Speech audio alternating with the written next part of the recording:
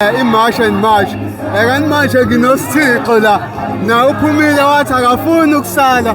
Ufuna ukuthi azobambisana nabantu base South Africa ukuthi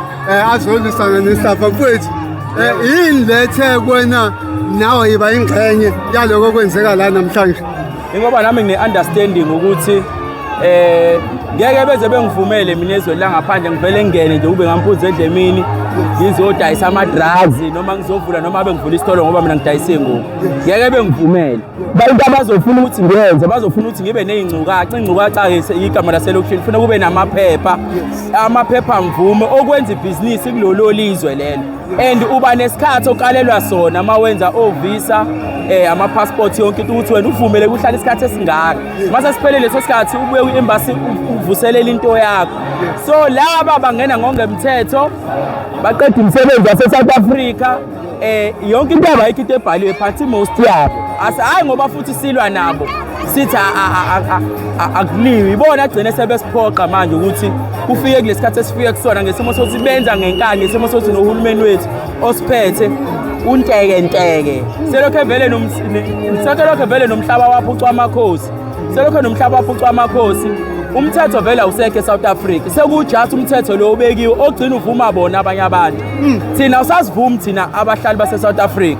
ngoba egcineni kumanje khona ikorekore lisijijele ngopende yabonye kumanje nami nginopende la lisijijele ngopende amaphoyisa kodwa wona awafunanga ungena phakathi amkhiphe lo muntu ngoba simkhombile salikhomba iflat lakhe mina ngimbone ngalikhomba iflat lakhe amaphoyisa kodwa into angayenza into azoyenza azogcina eshaya thina esambisa memorandum uyayibona hayi ngoba futhi silwa nabo umuntu akabe sezweni ngokusemthethweni ngamaphepha mvumo amshoyo futhi ukuthi kumele abe la and uyakalelwa ezweni ukuthi wena uba nesikhathi esingakanani uhlale kulolo lizwe ngeke ngivele ngisuke mina nge-USA noma nge-China noma nge-Japan ngifike ngihlale nje uyavuselela bona bangena ngo-back door benza amabhizinisi angekho ngisho emthethweni kodwa amaphoyisa abababophi ekugcineni mina mase ngifike ngibeka itafula la emgaqweni umasipala mina uzongisusa kodwa amakorokoro abafida imali emasendeni kunjalo mfowethu umubuka le mashi le yini lezokwazi ukuthi iyilungise kuzohamba hambe kulunge mfethu ngisho vele amamashada ayefika sizama sihlule ngesiyeke ukuzama sohluleka khona ongcono yesilahle ithemba mfethu ekugcineni kuyogcina kuphendukile order siyogcina simtholile umuntu oyosiphatha njengeleader ngoba ama-leader siphethe okwamanje ayikho indaba yawo bavuma yona into ejahiwe nje ama-leader manje into ivuna bona abantu abasiphethe abawosomabhizinisi banamabhizinisi angaphandle banama-threats shuthi ngaphandle yikho bevumela amakorekore ukuthi enze isinomi kanjani la uyayibona ngathini umthetho wase-South Africa uvuma umuntu uvuna laba vele abanemali thina esihluphekayo awusivuni thina uyayibona asikhulume ngamaphoyisa mfowethu lento eyenzeka la ku-Point Road ayayazi kade yenzeka from usikhula yayivele ikhona isakhona namanje kungani lento ingalandeleka bafo into enemali phakathi ingozi angakutshela into enemali phakathi ingozi and futhi lento esihamba la siyazi ukuthi irule abantu abaphezulu uyayibona so nakwanaye uhulumeni-ke vele ngoba eweak ayikho into ezolunga kwamanje mhla kodwa kwaqina ikhanda nathi soqina mhla kwaqina ikhanda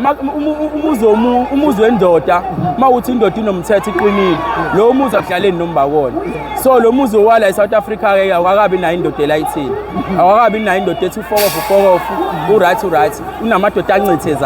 ancitheza kwabanye ohulumeni abangaphandle thina kahle thina siphethe uhulumeni wala eSouth Africa siphethe uhulumeni bangaphandle ngoba yibona abacontrol uhulumeni wethu ukuthi enzeni ugcine sekubila ilo doda esiwona-ke so ukubekela doda kodwa nje udoda uyabona nawe ufisa kwenzekeni yena kuyaphambili kule simo hayi singakufisa sikufisayo thina kumele kushintshe ikhanda kuphela uma kwashintsha abantu abasiphethe basho ukuthi hhayi ukuthi asisakuvumeli nathi siyoshintsha yabo ngitshena mina ko-Japan ko-China kobani kunemithetho enzima kabi ingoba umuntu obalidayo uyazi ukuthi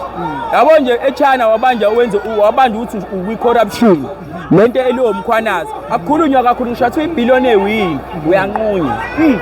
i-death sentence thina la kuvulwa amakhomishini sekwazi ukuthi usibanibani kulokho kuvula ama-commission izophela nale commission phinde kuvulwe enye i-commission mangase kutholakala uhulumeni ethu uthi kwi-corruption kuzovula yena i-commission yokuphenya yena kodwa sephenyiwe so nje sela amanzi emhlane wedade kwamanje kodwa sisethembeni ukuthi izogcine kulungile ya sesithembe uNkulunkulu ukuthi asiphendulele siyabonga kakhulu ngesikhathi sami asibonge kakhulu mfethu